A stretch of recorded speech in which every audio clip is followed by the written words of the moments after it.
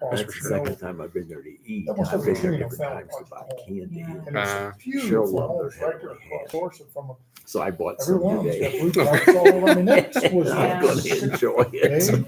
June, July, Good. August, Not that I September, need it, October, but November. Well, you don't need it 6 anyway. months. I know. well, that's right. It's, Well, welcome everybody at 6:30. Yeah. So we got the stream going up. It is Bob the Father. So this is an open discussion, questions that you might have of faith or personal questions for me. So the floor is open. Feel free to ask any questions you might have. Yeah. Since I'll start off.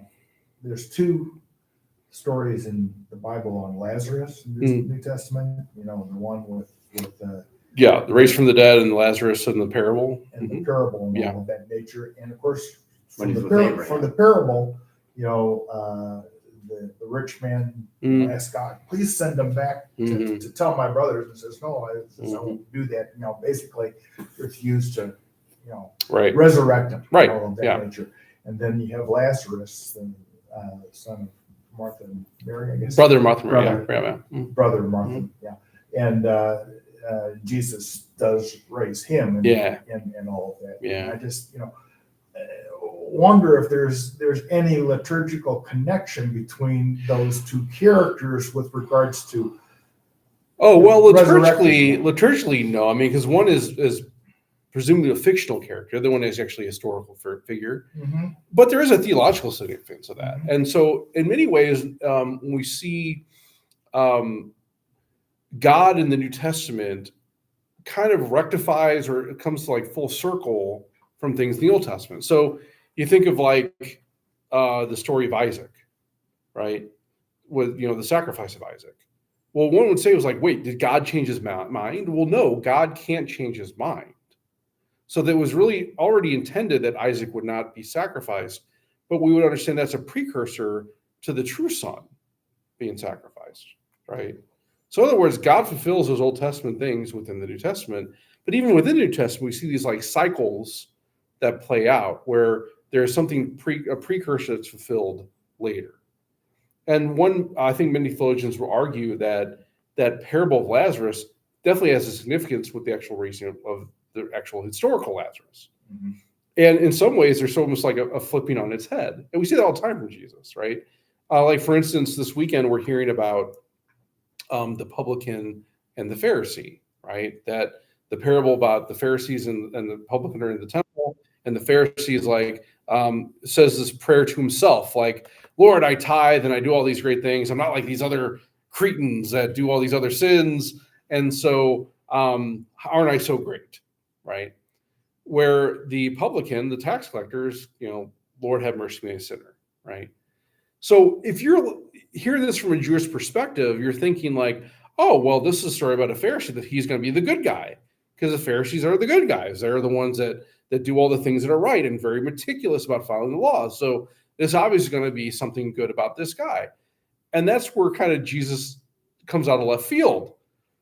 That for someone that's listened to that parable, to make it actually about this righteous publican is like mind-blowing. Well, how could a tax collector be justified? Doesn't make any sense. Humility. Right. So in the same way, though, we see with the Lazarus and the parable of Lazarus, we see a rich man instead of a poor man. We see someone that's not raised from the dead and someone who is raised from the dead, right? We see this kind of, both are sort of heroic figures in their own right. But you see the parable of Lazarus being the slave, while the parable, like the actual Lazarus, was more a master's own domain. So there's always these theological significance going on, even within the New Testament, that kind of flip things on their head. And so you would even argue the parable of Lazarus was Jesus kind of prefiguring this raising of his friend Lazarus. Because he's God, he knew it was going to happen. And he just rearranges the issues to show this fullness of God, that he brings all these things to completion, right? So yeah, I think there's definitely a lot of theological significance in that. And I think it just goes to show that there's hope for everybody. That's, I think, kind of the main thing to walk away from that, is that just as that rich man in the parable wasn't saved, well, the rich man that actually existed was, right? But that doesn't come without sacrifice. I mean, if you think about it, we're told very specifically that Lazarus became a public enemy too, Mm-hmm. right? They wanted to kill him after the Because he resurrection was because proof. he was proof that He this Jesus proof. was He actually hungry. legit. Yeah. And so that became a burden for him, you know? So yeah, no, I think there's definitely a lot of significance there for sure. We see that all over the place, primarily between the new and the old, but even within the new itself, you know? And there was no witness protection program. Oh no.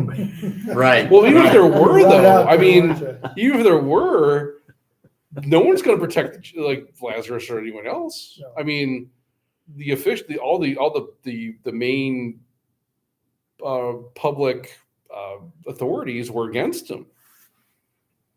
So there's no place to hide, you know. So I was going to ask a question. Has nothing to do about a Bible parable, but it does have to do with Bible. So, same Lazarus. I've been thinking Which Lazarus parable or the Lazarus? older one with Abraham. Okay, yeah. He actually had a name. The rich man didn't even have a name. Correct. Right. Well, the history calls him Divis, but that's just Latin for rich. Okay. So So a lot of times I look for explanation of what's going on today in the readings, or in how do I apply these things in my daily life or things that I see. I see a lot of spite lately. Like not just lately, but and in all in public and in my own personal life and things like that, where sometimes people would rather pick the way spite tastes in their mouth instead of making a good decision for their own life, for their own life. So let's bring back to Lazarus. Now he's in heaven, right? This may be a precursor how long I'm going to be. Well, let's be clear. But do you think He's in the there's any bosom- point? Well, hold on. You know where I'm going. No, let me clarify. So he's I'm going to in be in purgatory. he's so in the long. bosom of Abraham. Yeah. So that's not necessarily the same thing as heaven, Would but it would be a place of the righteous. so like he would have all self-control, not to even go like, no, like I mean, really. well, yeah. I mean, think of it I'm this just way, though, wondering. right? I think I mentioned this in my homily when this came up a few weeks ago. Lazarus had great charity because he's been practicing that his entire life. Yeah. He's been used to kind of like this structure in some ways, where now that he's in the position where he's actually in comfort, I would imagine that he would have had pity on Dives, on the rich man, right? Even the fact that like this guy was still trying to boss him around, it shows great restraint. That he's like, I'm not even going to speak. You poor man. You know, Abraham, you got this covered. You know Right. what's going on. I'm going to let you handle it, right? So no, I mean, I don't know. I think in the human way, You were is right, there some Ken. aspect of like of Lazarus thinking like, jerk? You know, That's what I where heard. I at? Ken said no. He's already he's at peace. And Yeah. I'm thinking, well, there'd be like a Yeah. little Well, I mean, I think it's important to understand too. 'Cause it's like, you know, again, I think it's very important to know that Jesus doesn't say he's actually in heaven, and the reason he's not is because even in the Jewish context, there's an understanding that, well, because of the fall, until the coming of the Messiah, we're not going to heaven, right? So even the Pharisees, even the Pharisees and Sadducees didn't believe in an afterlife anyway. They thought it was done after you died. You're no more. You're annihilated. The Pharisees believed in an afterlife, but they would even say, well, because of the fall, we still can't get into heaven. We're told very specifically in Genesis and the Pentateuch that requires a Messiah to come. He hasn't come yet, so we're screwed still. Right. But there's still an understanding that the righteous, those that follow the law, those that actually live their life in accord with that law, they would still be justified in the afterlife and destined to heaven when the Messiah came. But so with this kind of aspect of the bosom of Abraham and Sheol, across the whole right? This chasm big over chasm are they still in the same realm? there. Yeah, I guess okay, probably, yeah, right? yeah. But it just so happens the people in the bosom of Abraham are the ones that are going to follow Jesus into heaven, right? Even though that's not what Jesus is saying. That's the implication. Yeah.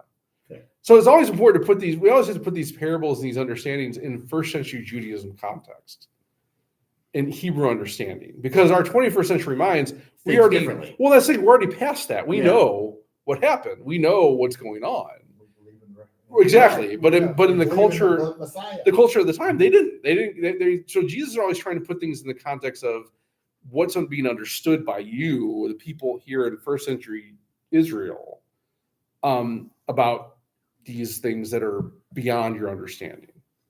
And he's always trying to elevate these understandings deeper and deeper, but not like completely.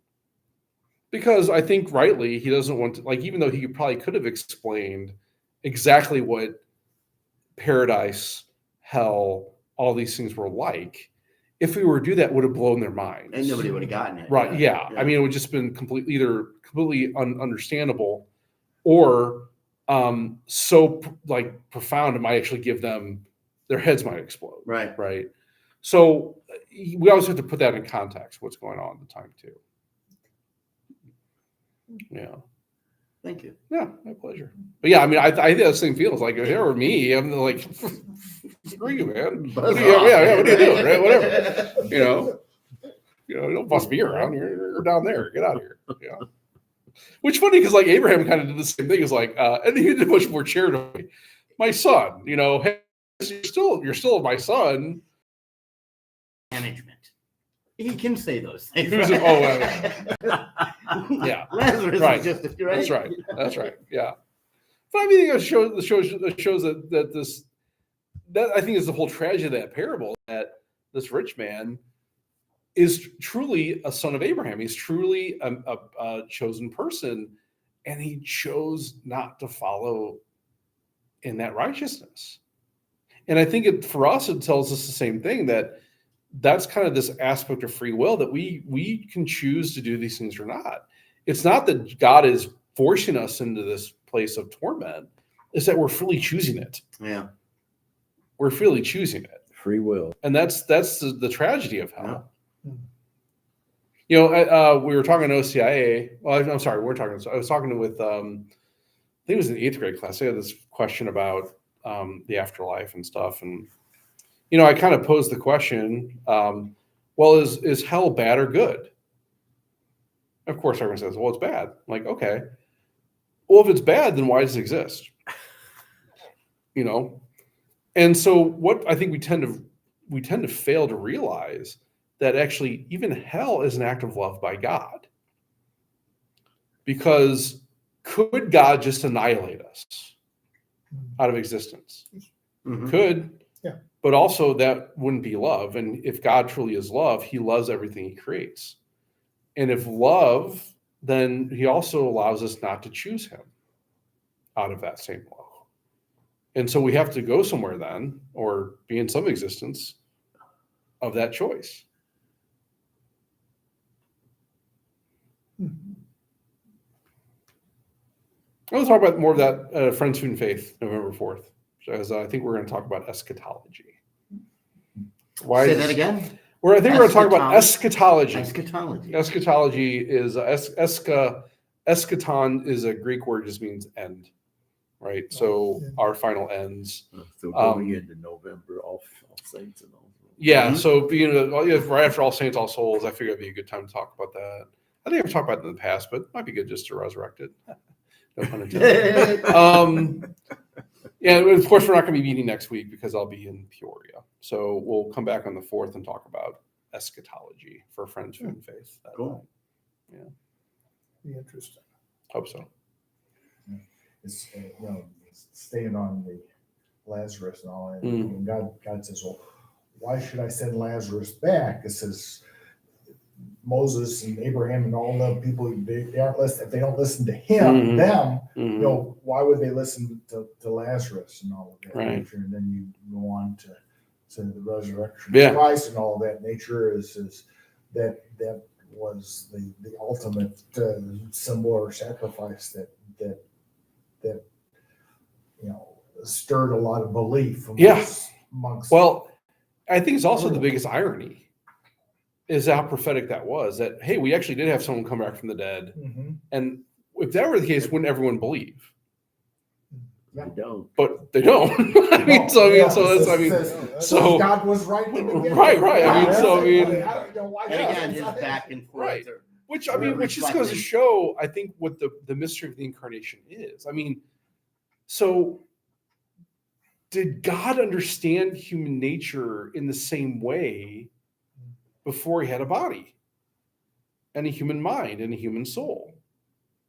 I mean, in some ways you would say, yes, he's God. He would And understand so this that's what completely. I'm like, he's God. He's Right. God, he's God. But also too, like, I to understand have what the you're saying. experience of like being rejected, of being made fun of like, did that happen before the incarnation? Well, probably. We have everyone sins, but to have the feeling of it, and in some ways, that's a deep understanding of the human condition, and maybe a deeper experience of the human condition that would have had before he had a body. Mm. These are kind of profound questions because, like, when we talk about like the knowledge of God, this is sort of an open discussion. Obviously, Jesus had divine knowledge. Well, okay, then would he really need anything else? Well, no. But to actually feel in a human way a hammer in your hand and the vibration of that hammer as it hits a nail, would God have had that before he had a body? So he had a supreme nature, but he also had a human nature. Right. I mean, so And since he had a His supreme nature, he would know the human. or he wouldn't necessarily need the human, but he did have the human. I mean, we wouldn't say that God was limited, of course. We couldn't say that. But if God didn't have a body until the incarnation, How would he? would there have know been some he things wouldn't that he wouldn't have experienced? It's an open conversation. Yeah. But I think it's Then, interesting. then you look at Lazarus when he raised Lazarus from Mhm. the dead, and all that was extreme grief that he felt Yeah. at that time. Yeah. Probably the first time. Right. Well, I felt mean, that grief. well, I don't know. I mean, I imagine he would have probably had grief at the loss of maybe like of Joseph. His father. I mean, so in many ways, Joseph being the patron saint of a happy death taught Jesus how to die in some way, any human way. Because the other thing too is God would not have had the experience of death. Well, but Right. Yeah. That would be interesting. crucifixion isn't a happy death. Oh, of course not. Oh, But I mean, but I think also what it shows though is the dignity of it. That he would have learned that in some way from Joseph of how to be dignified in one's death, no matter the circumstances. I don't know. It's kind of an Yeah. interesting discussion. Mhm. Yeah. yeah, the humanity that God felt in Jesus, Yeah.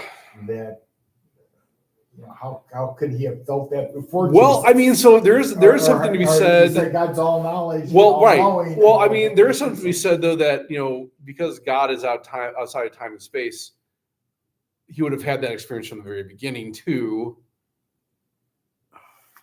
I mean, again, we're talking about things that are kind of beyond our comprehension, right? You know, so God knows Yeah. all things. Yeah, so he's- they're very he mysterious. knows Right. what's going to happen to us in the Right. future and all Right. that. Yeah. I mean, there was a time when God didn't have a body yet. In the grand scheme, he always had one. Mhm. So I mean, it's Because like, there is no yeah, time that's exactly right. I mean, or- so it's or- like, what does that even mean or look like? Time- You know, Time strictly human. human governance. Yeah, yeah. I mean, everything that is in this reality is governed by the time, but Yep. heaven is outside of that. God is outside of that.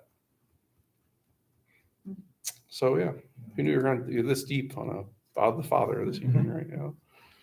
You might want to advertise that in the bulletin.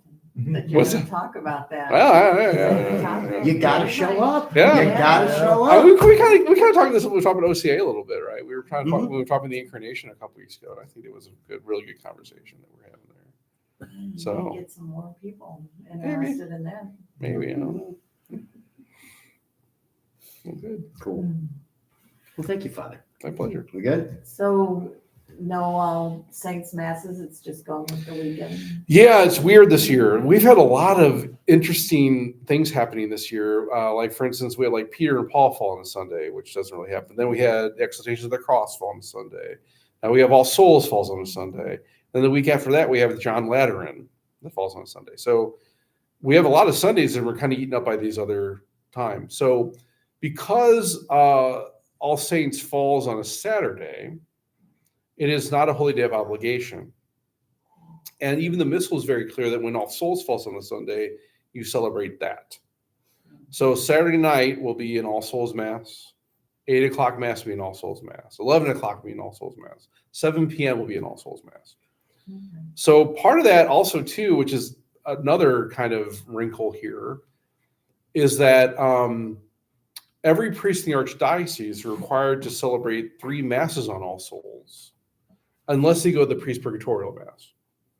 Now the priest purgatorial mass is on November 3rd this year, and it just so happens that I'll be in the school all day, so I can't go to that mass. So I'm going to con-celebrate one mass with Father Vincent, and then I have the other 2 that day. So I don't know if Father Vincent is required because he's not technically an archdiocesan priest. But I'm not sure what it It's is. an around. archdiocesan director. That's local bishop, canon law. The bishop directs. Mhm. So a different diocese, the bishop can direct something Correct. different. So like, He's so got a bishop back home that correct. makes his But rules he's under our jurisdiction for right now, So it's sort of like yeah. one of those things where it's kind of a lacuna, meaning it's a question of the law. Okay, But like even after every time a priest dies, a priest is required to celebrate 3 masses for them. okay, The funeral can be one of them, okay. but at least has to celebrate or con-celebrate a mass. Yeah, Is that within a certain time frame? within the year. Within a There year? you are. Yeah. Actually, Also, I think it's within the month. Within a month. yeah. Within the month of All the death. Souls is that day. Well, All Souls is separate though. Yeah, That no matter unless you go to the priest purgatorial mass, you have to celebrate 1 mass for deceased priests, members of the purgatorial mass, 1 mass for the current members of the purgatorial society, and then 1, I think that's open. I gotta go back and look at that, but 3 masses that day. Mhm. so the priest purgatorial mass is on Monday that week then? It is And so that's a mass that's as many priests attend right. as, is it at the cathedral? Is that Yep, what it's- cathedral. okay. Yeah, the archbishop usually is the celebrant. Wow. Well, that's And interesting. they process over to the All Souls Chapel, Okay, where they usually pray in Our Father, Hail Mary, and Glory be for the Oh. deceased members. didn't realize there was such a thing. Mhm. That's interesting. Mm-hmm. It's actually kind of a beautiful Yeah, it sounds like ceremony. it. Yeah. So nice. But yeah, so All Souls is on Sunday this year, and All Saints is not a holy day of obligation. So we are not going to have a mass for All Saints this year because you don't have a Saturday mass usually. And somebody probably will. Oh, I'm sure. Well, a lot of people do have Saturday morning masses, and so it's still a solemnity. So you still celebrate a solemnity. So you have the Gloria, you have the Creed, but it's not obligatory. So it would not be a mortal sin to miss Miss the that mass. mass. Every holy day of obligation has that kind of since 2000, the year 2000 has had that character. So if it falls on a Saturday or a Monday, it is not a holy day of obligation, except for Immaculate Conception. No matter what day that falls, is a holy day of obligation, and that's because it's our patronal Our feast day patron. Mhm. for the United States. States. Yeah. Okay. Yep. Yeah, it's weird. Just ask a priest; they'll figure it out for you. That's usually the best thing to do. Yeah, I don't know. I mean, like I said, that was sort of a new thing. I remember when I was growing up, that wasn't a thing, right? And same thing with like the Ascension. That was also a holy day of obligation. But that also, Epiphany was another one of those days where it's like, yeah, you go to Mass on Epiphany, but then they transfer to Sunday and whatever. Ascension was always on a Thursday. Yep. Well, I mean, it's interesting that Ascension Thursday is the only day that's biblically numerated. Yeah. So it's always 40 days after the resurrection. Well, if the resurrection is always on a Sunday, the Ascension is always going to be on a Thursday. That's just how numbers work. But the bishops in the United States, and I think in most English-speaking countries, have decided to, and it's not every place either, which is also make it even more frustrating, has decided to transfer it the following Sunday. Yeah.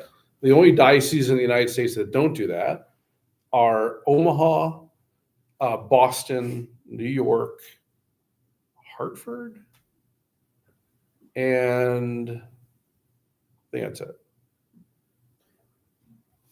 So it's weird because if you're in, Yeah. then it raises a question like, okay, well, if I'm in New York City on Ascension Thursday, that's a holy day of obligation. Am I required to go to mass that day, even though I'm not a resident of New York? And that raises very interesting canonical Why questions complicate? because you could argue no, because I don't have what they call domicile, right? If you lived there, it would If I didn't live Yeah. there. If you didn't live. So if I'm traveling through Omaha on Ascension It Thursday, doesn't mean. am I required to go to the mass that day? No, No. because you don't have domicile there. But if I'm from Omaha, Yeah. You gotta go. Yeah. Or should well, go. well, that's raises another question. If I'm from Omaha, though, I have domicile in Omaha, and let's say I'm traveling to St. Louis on Ascension Thursday. Well, that's a problem, right? Because even though you're a resident of that location, the place to go wouldn't provide that mass. Doesn't have it, yeah. So it's Oh, The one I'm always amazed by is Ash Wednesday. on the crowds you get at church are The crowds you get at Oh, church are it's the biggest crowd of the unbelievable. year. When I see people in church that I don't Oh, no. work there any other it's time of the year. Ash For Wednesday some reason, is the most attended mass of the entire I'm- year, it just- more than Christmas, more than Wow. Easter, Yeah, and I'm just, it's not obligatory. It's not it's not an No. obligation. That's the thing that's so weird about it. It's not you're not obliged to go even get ashes on that day. yeah, I mean, that's not something that's like, No. yeah, you're in, yeah. No. Maybe that should tell the church fathers something. Don't make it obligatory. Well, maybe, yeah, maybe. Well, I mean, it's- but there's something to say. Like, I think some people argue that because you're giving away free stuff, it's like we give free stuff away for mass. What are you talking about? You know?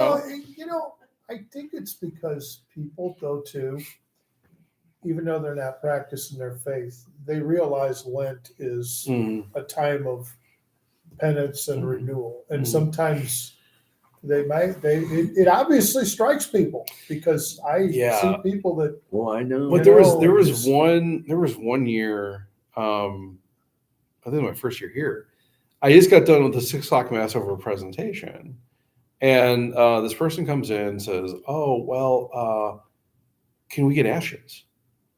And I was like, "Well, we just had the last mass, right?" And so, to give out ashes, you actually have to have part of that within the rite. You can't maybe if not have a mass, you have to at least have liturgy of the word. so and it's stuff. not just its own little thing. Exactly. You Okay. can't just give The out drive-through ashes, ones right? are That's not- not Yeah, legit. that's right. Yeah, that's not legit. That's a.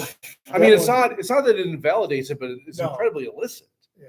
And so, because the rite is very clear about Yeah. if you're not you don't have to have a mass per se, but you have to at least have liturgy of the word. Yeah. So, like for this person, I had to go through the entire liturgy of the word before I distribute the ashes. Wow.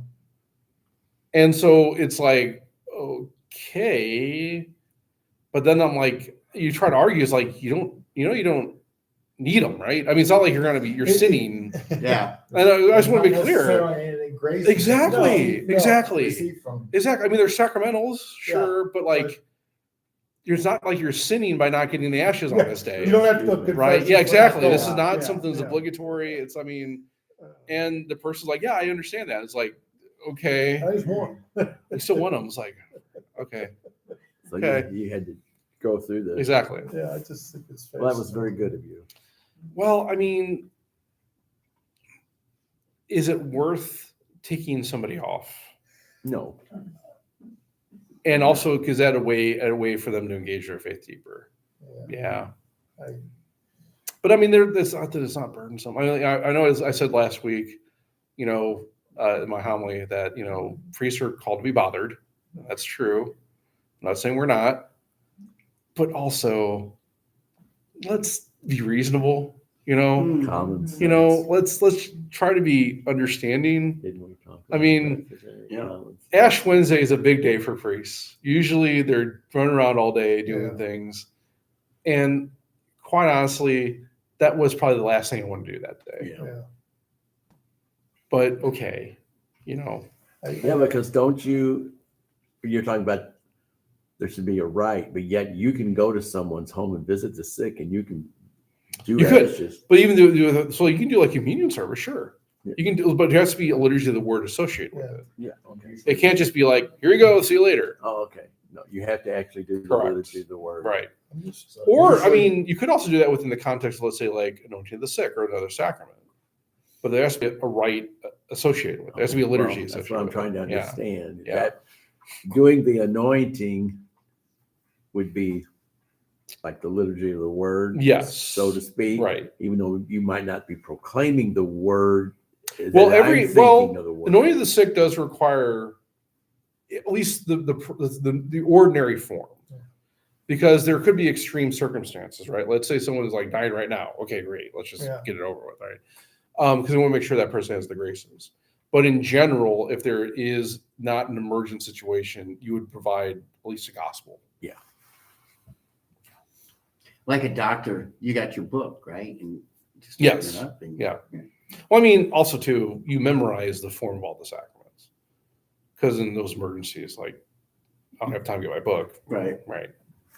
He's got a little book and it's been well used. And That's he's only well been a used. priest 5 years. Well, So what's it gonna look- Maybe 7. Oh, is it? Okay. Yeah. Well, what's, you'll need a new book by the time you hit 10. Oh, as a matter of fact, here's the other thing too. Like, I've been a priest for sure, like, but now they're coming up with all these new rite books, all these different sacraments. So they have a new anointing of the sick book now. Oh. And it's like, okay, you've been using the same book for 50 years now. And now all of a sudden they're going to get new ones. It's like, cool. I mean, good, but also like they have a new OCIA book, which I still have to get, a new confirmation book. Wow. They have, right when I was actually taking the marriage class, they came up with a new marriage book. Oh, And so they had a new penance book just recently, which we got that. I mean, fortunately, the essential form is still the same for all these things. So that doesn't change. Good. But the surround stuff does. So it causes a lot of issues, because especially if you've been like, if you learn a certain way or you've been trained a certain way, you almost have to like unlearn that and go to do what's being done. Well, yeah, it is. The book's intended for you as the clergy. It's not Mhm. intended for us as lay people. Yeah, but I still have an obligation to use the up-to-date version of it. Because, like, for instance, anointing the sick, it's not obligatory to use until February 11th, 2026. Wait, Easter 2026. But you could start using as early as February 11th, 2026, because that's Ash Wednesday. Our Lady of Lourdes, Oh. which oftentimes anointing happens on those days. Well, So start using it and get used to it. And Sure, but also I have to spend the money to get the book and do all this other stuff, right? Yeah. I'm gonna tell you. If I'm laying there and you're there to give me the last rites, I don't care what you do. I know you don't. Just give it to me. But I'm here's not the gonna thing. tell you you're right or wrong. It's not your soul in jeopardy, though, Ken. It'll be mine. that's So the you problem, right? I mean, so that's you- the issue. I will ask the Lord to forgive you. Thank you. So you don't get a letter saying, Father, this is going to change. Here's your new copy of the book. Well, here's the thing, right? Yes, we're told that. No, we're not No, saying no, here's no. That's what I'm saying. So here's the thing: the parish can order it Okay, and get it to the parish. I got you. But if I won my own, I had to pay out of my own pocket. Well, Yeah. I got a quick question. Yeah. Vestments. Yeah. Okay. Are there vestments that are here that priests that have died have left of stuff like that, or is? Sometimes. I So guess I wonder what happens to all these vestments. Yeah, no, good. So certain vestments are what they call patrimony, meaning the parish pays for the making of Okay. it or the buying of it, and it stays with the parish. Okay, So, like, for instance, let's say if I, as the pastor, say, you know what, we need some new investments. yeah, okay, Now, if I were to pay out of my own pocket, they're mine, okay. and I'll take them with me if But I you want to could with leave. parish money. But with parish money, if I pay for those investment parent money, that's the parish. Okay. It stays. Gotcha. That's right. Yeah. Now, you're right, though. Sometimes what happens is maybe a priest might retire or die, Yeah, and they would say, I want to leave my investments to Yeah, such and such period. Fine. yeah, so they're here. Now, sometimes, though, would you really want those investments? Yeah. I know, but I'm just saying, Ask Debbie Rosso. I would She can think- tell you all about I it. just would think a parish that's as old as this parish has They did. They had, accumulated some stuff they through the had years. Yeah. lots of them. Yeah. Oh, okay. Okay, So- so a good example of that. So I was just up there today, and the ladies were kind of going through the drawers and see what we got, and they found like 8 maniples. Now, for those who don't know, Go ahead. a maniple it's sort of it's really the actual practice uses sweat cloth, Okay. but actually it's a vestment of service, and it's traditionally worn by a subdeacon. Oh, in the extraordinary form of the mass, okay. right? And then, of course, a deacon and a priest would wear them too. Yeah. But that's only used in the extraordinary form. Okay, so So there's 8 of those up there. sitting upstairs. Now, here's the thing, though. I can't use them here Okay, because even though I have the faculties to celebrate the extraordinary form, you're still. we don't have the place to do it. Okay. So the only place you can really use those right now would be the Institute or the Oratory. Now, a few of them look very, very nice, and probably they would use them at the Oratory. But the other aspect of that too is you have to have the other vestments that accompany it, Oh, like the stole and the Yeah, the okay. chasuble. Casual. Well, where are those? yeah, okay. You know, Says I remember as an altar server back in the Well. '60s, helping the priests get. yeah, Yeah, yeah. The firms of Vested. Vestum, Oh, yes, yeah. right, yeah, Yeah. right, As an altar server and all Yeah. that nature, and there was a lot more than just. right. yeah. That was all. Well, That was all part of the rite. And even today, there are prayers associated with the vestments you use. Each Put them on. one. Yeah, has right. praise. Yeah. But I mean, back then though, it was much more solemn, Yeah. right? That you would actually have a vesting altar, and the priest would actually Lord, put the armor of God upon and in Latin. So that's the other Yeah. aspect too. Yeah. So yeah, I mean, so yeah, these vestments they kind of come and go, and some of them were kind of based on the style of the time. Well, I was going to say because they change. They do, And- yeah. and Yeah, styles changes like styles that we wear naturally do, Yeah. right? my Yeah. my cousin became a priest in the Archdiocese of Atlanta, Georgia. Mhm, Oh, back around 90 or something. mhm, mhm. And we got together as a family and gave him. Oh yeah. We didn't buy it, but we gave him The a money. check Yeah, oh yeah, that was yeah. for Yeah. him to buy Yeah. a vestment. Yeah. We found out what they cost and Right. whatever. And Right. so I'm assuming that's one that he owns, which Yes. he's still in Atlanta. He's Well, like the still- ones I use on Sunday, those are all mine. Are they those? Yeah, those are all mine. Yeah, But yeah. I always, here's where I was kind of going with this. I was thinking of just like Father Vincent. Did Mhm. he bring all of his vestments? He with him? brought a few, yes. Okay, so Yeah. so are there ones sometimes for certain things that maybe he might have to use from him? Yeah, That's so why I guess what yeah. I'm trying Like to- so, like for daily masses, I usually use whatever we have in the Okay, parish, right? okay. And so, typically, though, no matter what, I'd always bring my own amice and my alb and Okay. cinctures because those actually are fitted, to- right? The chasubles and the stoles usually are just kind of Yeah. standard, right? Okay, Even if I got them for myself, Yeah. anyone could wear those. But the chasubles and the stole, I'm sorry, the albs, the amices, even the cinctures are typically sized. okay. So even the cassocks, right? So you would usually bring those no matter what. Well, I was thinking too of the father that visited here in September for his vacation. Oh, Father Manuel, yeah. Yeah, I mean, Yeah, so he brings. Now he does? did.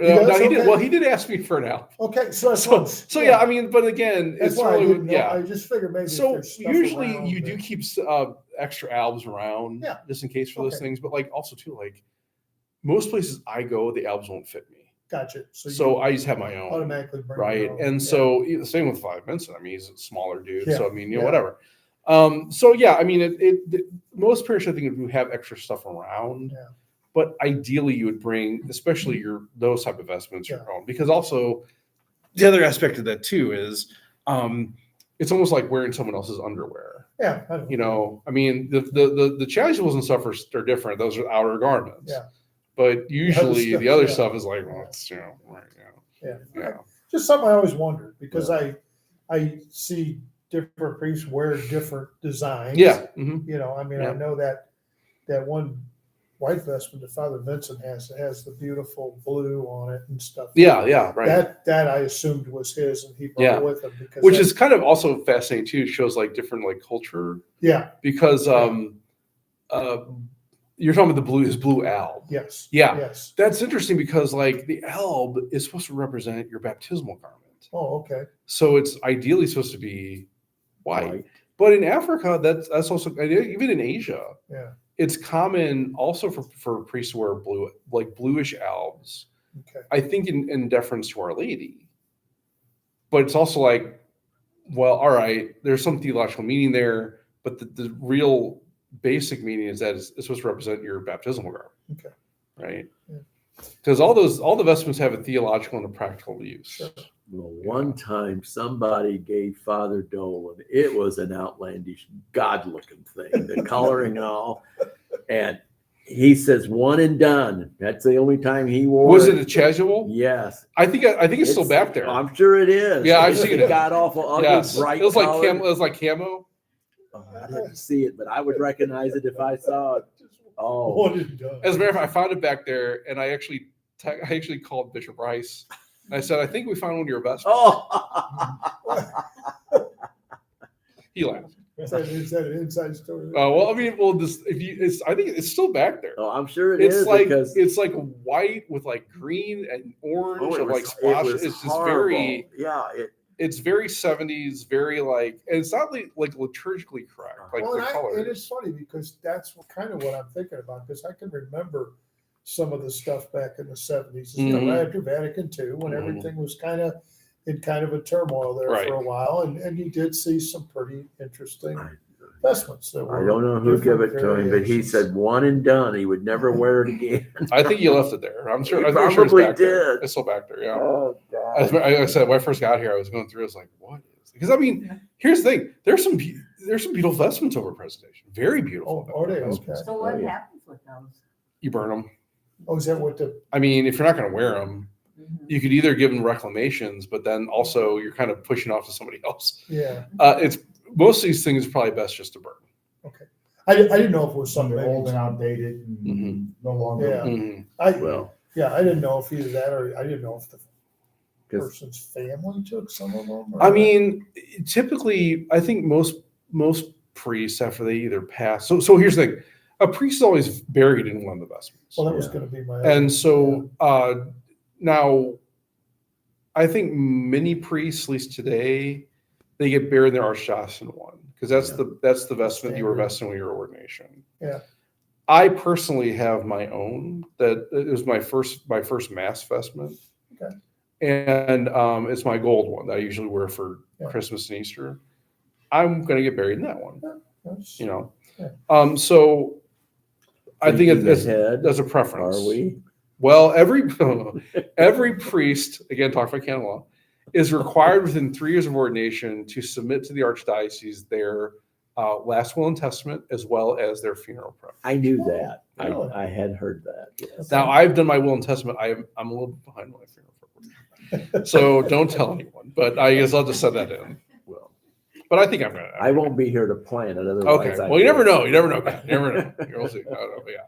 Well, I can remember because my wife worked at Our Lady of Mount Carmel, and they closed that, and those people were to go to Holy Cross and Baden, Mm. and we had to go down there to the Mount Carmel Rectory and Church for some reason, and we went in the back of church, me and her, or the back of the vestment area, and the closet was just full of chasubles, and they were either on the floor or hanging or just Oh. whatever, and we looked at each other, and we didn't know what to do with them. Yeah. Yeah. You know, we just left them. But Yeah.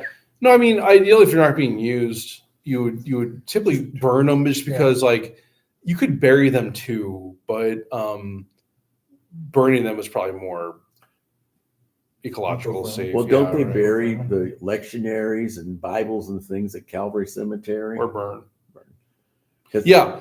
As a matter of fact, there are certain things maybe you can't burn that you typically. I've given some like bags of sacramentals to the people at Calvary, and basically said next time you open up a grave, Oh. throw that in there. It's they fine. can Yeah, do that. whatever. You can't believe the Bibles we got in our house. I Yeah, found I one the was- other day that was given to Cheryl's grandfather, and he's been dead. God. Well, I'll tell you what. I mean, we also would burn them in the Easter fire. Oh, The ashes. really? Well, yeah. I mean, so any sacramental, anything holy, we would just throw in the Easter fire and then burn that at the Easter fire. Oh yeah, like with the old oil and the old everything Right. you got to burn Yep. at the end of the year. Mhm. Yeah. Well, you couldn't burn a Bible; it would take forever. Oh, it'll last. That'll be fun. Yeah. You can make it work. They'll keep the fire going. It'll be nice. I'm old enough to know when the Holy Saturday and the priest didn't use a lighter to light the fire. He used a flint rock and would strike Oh, that really? thing and Do strike that thing, and finally it would catch. Oh yeah. Yeah. Well, post Vatican II, they don't. They're not that specific. It's just Well, no, Yeah, things yeah, changed. that's right, Yeah. that's very true. Made it easy for you still have to light the guys. coal from the Easter fire, though. Technically. Yeah. Which we. Yeah. and the candle. No, just the Easter candle. Yes. Yes. Yeah. Yes. Yes. Which we do that still. Yeah. Maintain that tradition. The good old days. Well, any other questions, comments, concerns, heresies? I gotta get going. I gotta go home All right. and cook some supper for Rose. Well, great. Well, Oh, you thanks should, for. have went to, with us today. to, Yeah, I got a half Yeah, a bacon so sandwich to you eat guys went tonight for down dinner. town. Yeah. Actually, I might have to just like veer into Steak and Shake as I There you buy on go. the way home. Really? Thank you, That's Father. That's- cheating. Thanks, Thank Brother you. John. No, Well, so again, hold on. We will not meet next week. Okay. And then we'll meet again on the 4th and we'll talk about Friends. eschatology for Friends Who Invade. Okay. Cool. Great. See you guys later. God, the thing